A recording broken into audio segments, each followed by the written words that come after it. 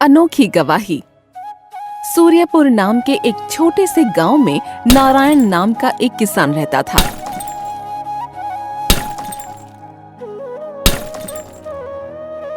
वो अपनी पत्नी गीता व 10 साल के बेटे के साथ अपना जीवन निर्वाह करता था। वो बहुत गरीब था। मजदूरी करके मात्र 2 वक्त का भोजन ही इकट्ठा कर पाता था। एक दिन नारायण की पत्नी गीता उससे बोली, सुनो जी, पहले हम 2 थे, तभी परिवार का गुजारा मुश्किल से हो पाता था। अब तो अमर भी बड़ा हो गया है, इसलिए मैंने एक बात सोची है। तुमने क्या बात सोची है गीता? आज से खेत खलिहानों में मैं भी मजदूरी करने जाया करूंगी। गीता, मैं तुम्हें कोई भी सुख नहीं दे पाया। अपना जीवन तुम्हें गरीबी में ही बिताना पड़ा। दुखी क्यों होते हो जी? सुख दुख तो जीवन में आते ही रहते हैं, और फिर हम एक गाड़ी के 2 पहिए ही तो हैं। दोनों को एक समान चलना चाहिए, तभी गृहस्थी की गाड़ी ठीक ढंग से चल पाती है। तुम ठीक कहती हो गीता। गीता और नारायण दोनों ही दूसरे के खेतों में मजदूरी करने लगे। वो खूब लगन से मेहनत करते, लेकिन फिर भी उनकी आमदनी में कोई बढ़ोतरी नहीं होती। 2 समय के भोजन के अलावा वो कुछ भी नहीं कमा पाते। धीरे धीरे अमर भी 12 साल का हो गया।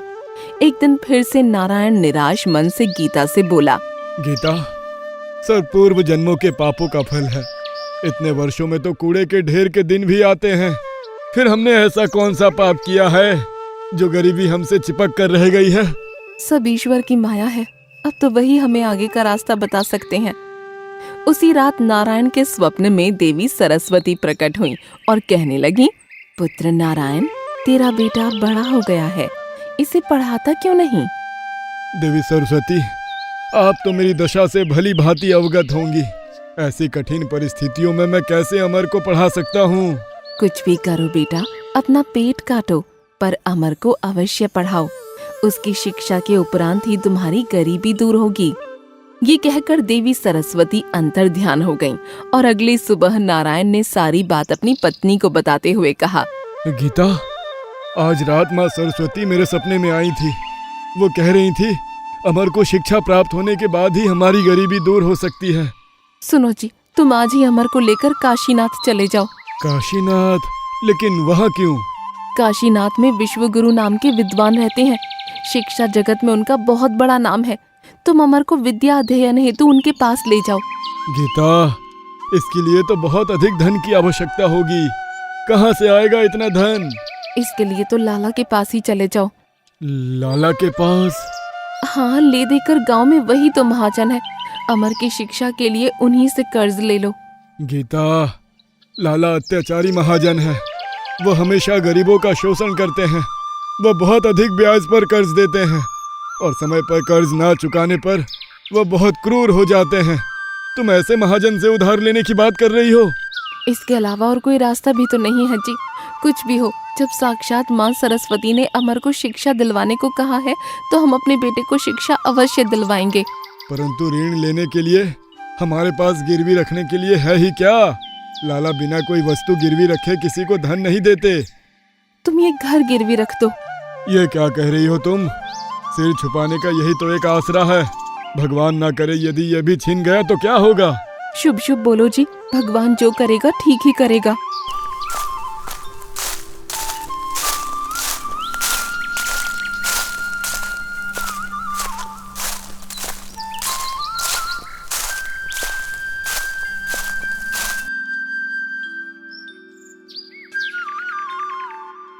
राम राम लाला जी। कहो नारायण, कैसे आना हुआ आज? लाला जी, एक अर्ज लेकर आया हूँ आपके पास। कहो नारायण, क्या अर्ज है तुम्हारी? लाला जी, मुझे थोड़ा कर्ज चाहिए। कर्ज? किस लिए? मैं अपने बेटे को पढ़ाना चाहता हूँ लाला जी, इसलिए मुझे कर्ज चाहिए था।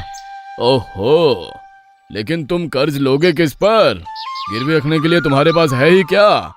लाला जी, तुम तो जानते ही हो मैं कितना गरीब हूँ। ले देकर एक झोपड़ी ही है मेरे पास, बस उसी झोपड़ी को आपके पास गिरवी रख दूंगा। सौदा बुरा नहीं है। नारायण ऋण तो चुका नहीं पाएगा, तो फिर उसकी झोपड़ी पर मेरा कब्जा हो जाएगा। हाँ, मैं तुम्हें 10 सोने के सिक्के उधार दे सकता हूँ। ठीक है लाला जी। इसके लिए मैं तुमसे एक कागज पर अंगूठा लगवाऊंगा। और 10 साल की मोहलत भी दूंगा। अगर 10 सालों में तुम कर्ज ना चुका पाए तो तुम्हारी झोपड़ी पर मेरा अधिकार होगा। मुझे ये स्वीकार है लाला जी। फिर लाला ने एक कागज पर नारायण का अंगूठा लगवा लिया और उसे 10 सोने के सिक्के भी दे दिए, जिसे लेकर नारायण ने लाला का शुक्रिया अदा किया। फिर घर पहुंचा और अपने बेटे अमर को लेकर काशीनाथ के लिए निकल पड़ा।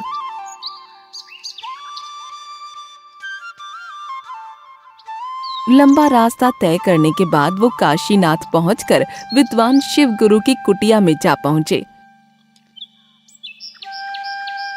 और ईश्वर से प्रार्थना करने लगा। हे ईश्वर, मेरे बच्चे की रक्षा करना, उसे खूब विद्वान बनाना, बस अब तो यही हमारा सहारा है। थोड़ी दूर और आगे बढ़ने पर वे विद्वान शिव गुरु जी के पास पहुंच गए और कहने लगे, गुरुजी प्रणाम। खुश रहो। कहाँ से आए हो तुम लोग? गुरुजी, मैं सूर्यपुर नाम के एक छोटे से गांव से आया हूँ। मेरा नाम नारायण है और ये मेरा बेटा अमर है। मैं अपने बेटे को आपसे शिक्षा दिलवाना चाहता हूँ। इसी उद्देश्य से आपके पास आया हूँ गुरुजी। अपने 10 सोने के सिक्कों की पोटली को गुरुजी के सामने रखा और पुनः कहने लगा, इसे स्वीकार कीजिए गुरुजी। क्या है इस थैली में? इसमें 10 सोने के सिक्के हैं गुरुजी। जैसे तैसे इसका प्रबंध कर पाया हूँ। आपको इससे अधिक धन नहीं दे पाऊंगा गुरुजी। मैं बहुत गरीब हूँ। मेरे बेटे को शिक्षा प्रदान करने से मत मना करना। बड़ा भोला व्यक्ति लगता है ये। इसे निराश करना ठीक नहीं है। शांत हो जाओ बेटा। मैं तुम्हारे बेटे को अवश्य पढ़ाऊंगा। वो शिक्षा ग्रहण करने के लिए 10 वर्षों तक आश्रम में ही रहेगा, तभी उसकी शिक्षा पूर्ण हो पाएगी। ठीक है गुरुजी। नारायण ने अपने बेटे अमर को गुरुजी के पास ही छोड़ दिया और वो वापस अपने घर लौट आया।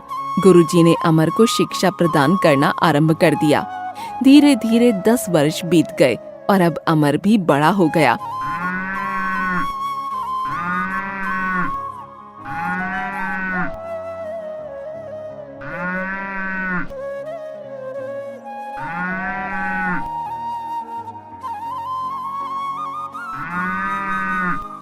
एक दिन गुरुजी ने अमर को अपने पास बुलाकर कहा, पुत्र अमर, आज तुम्हारी शिक्षा पूर्ण हुई। तुम हमारे शिष्यों में सबसे मेधावी छात्र हो। इस पर मुझे हमेशा गर्व रहेगा। गुरुदेव, सब आपकी कृपा का फल है, वरना मैं किसी योग्य था। बेटा, अब तुम अपने माता पिता के पास लौट जाओ। तुम्हारी प्रतीक्षा में वो ना जाने कब से बाट जो रहे होंगे। कैसे होंगे मेरे माता पिता? ना जाने वे कब से मेरा इंतजार कर रहे होंगे।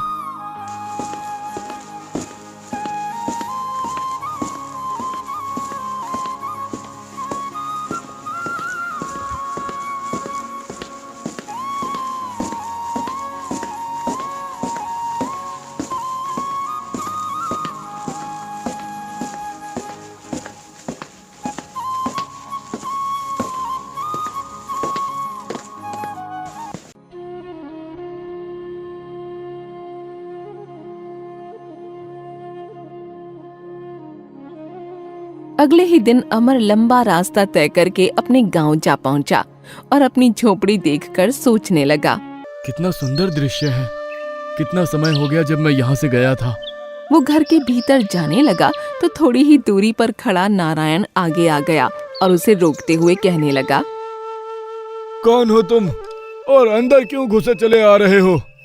प्रणाम पिताजी, मैं हूँ अमर, आपका बेटा। अमर बेटा, तुम्हारी शिक्षा पूरी हो गई? जी पिताजी, गुरुजी की आज्ञा से ही मैं घर लौटा हूँ। अरे गीता, कहाँ हो तुम? यहाँ आओ, जल्दी देखो, हमारा बेटा शिक्षा पूरी करके लौटा है। तुरंत ही गीता बाहर आ गई और अपने बेटे को देखकर बहुत प्रसन्न हुई। बेटा, मेरा बेटा, देखो तो कितना दुबला हो गया है। तुझे पता भी है मेरे बच्चे, हम दोनों ने तुझे कितना याद किया। मुझे अंदाजा है माँ, मैंने भी आप दोनों को बहुत याद किया। गीता, अब हमारे बुरे दिन बीत जाएंगे। अब हमारा बेटा नौकरी पर लग जाएगा। भगवान करे वो दिन शीघ्र आ जाए। उधर लाला भी सोच रहा था। पूरे 10 वर्ष बीत गए हैं। अब नारायण से 10 सोने के सिक्कों का ऋण चुकाने का तगादा करने का भी समय आ गया है।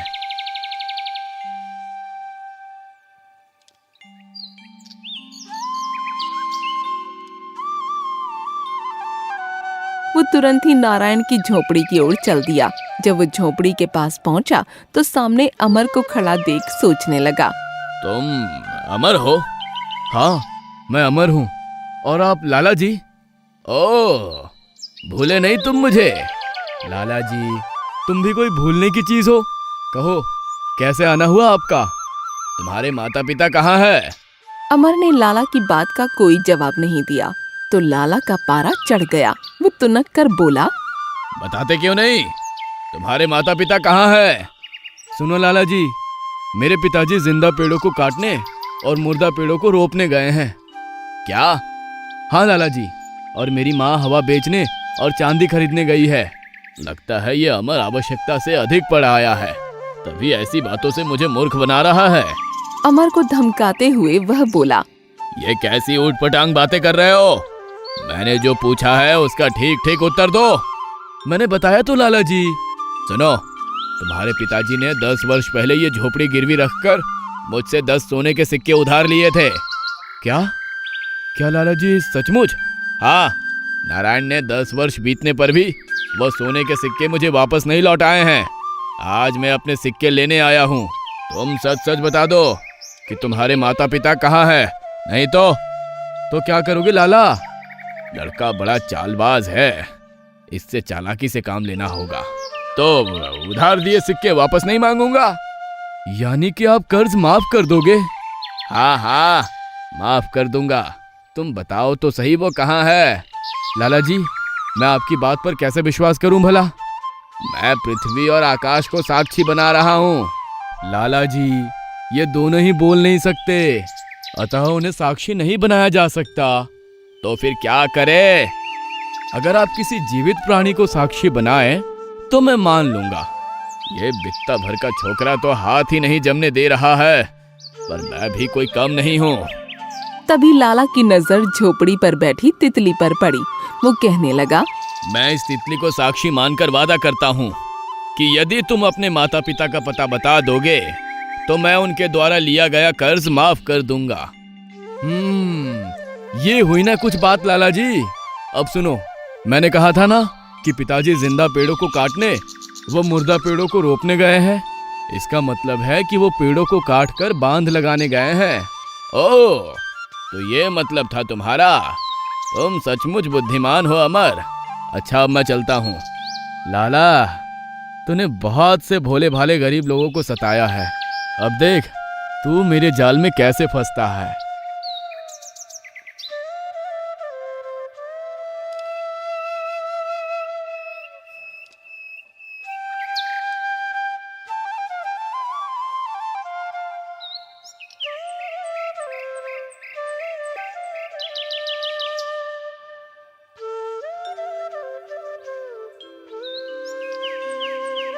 पिताजी, लाला आया था।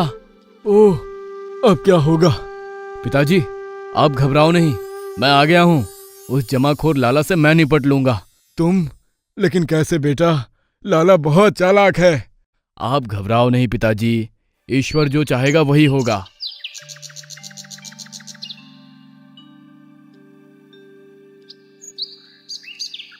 अगले दिन लाला फिर से नारायण के घर आ धमका।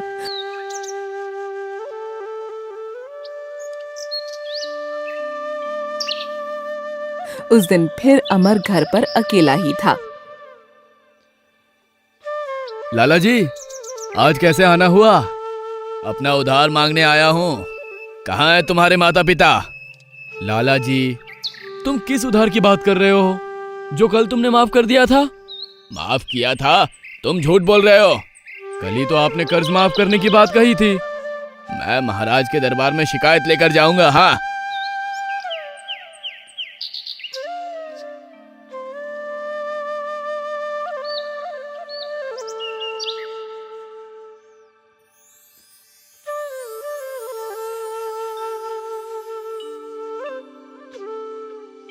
उसी दिन लाला दरबार में पहुंच गया और महाराज से कहने लगा, महाराज की जय हो, मेरा न्याय कीजिए महाराज। अरे लाला, तुम? भला तुम्हें कौन परेशान कर सकता है? महाराज, गांव के ही नारायण ने मुझसे 10 वर्ष पूर्व 10 सोने के सिक्के लिए थे। लेकिन अब मांगने पर उसका धूर्त बेटा उल्टा बोलता है। मंत्री जी, तुरंत नारायण और उसके बेटे को महल में बुलाया जाए।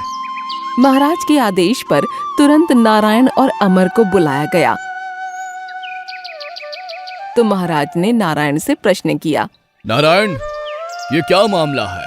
क्षमा कीजिए महाराज, पिताजी की तरफ से मैं पैरवी करूंगा। कहो, क्या कहना चाहते हो? महाराज, ये सच है कि 10 वर्ष पूर्व मेरे पिताजी ने लाला जी से धन उधार लिया था। तो उसे लौटाते क्यों नहीं हो? महाराज, कल लाला जी हमारे घर आए थे तो उन्होंने मुझसे कर्ज माफ करने का वादा किया था। फिर कर्ज मांगने का तो सवाल ही पैदा नहीं होता। यह झूठ बोल रहा है महाराज, मैं कल इसके घर गया ही नहीं था। अमर, क्या अपनी बात सिद्ध करने के लिए तुम्हारे पास कोई प्रमाण है? तब अमर ने कल का सारा किस्सा महाराज को सुनाया तो उन्होंने कहा, ओ, तो एक तितली है तुम्हारी गवाह? जी महाराज, वो तितली ही एकमात्र गवाह है। अमर, यह दरबार है, किसी नाटक का दृश्य नहीं जो तुम मनगढ़ंत कहानी बताओगे। मैं सच कह रहा हूँ महाराज, कल लाला जी ने अपनी नाक पर बैठी तितली को गवाह बनाया था।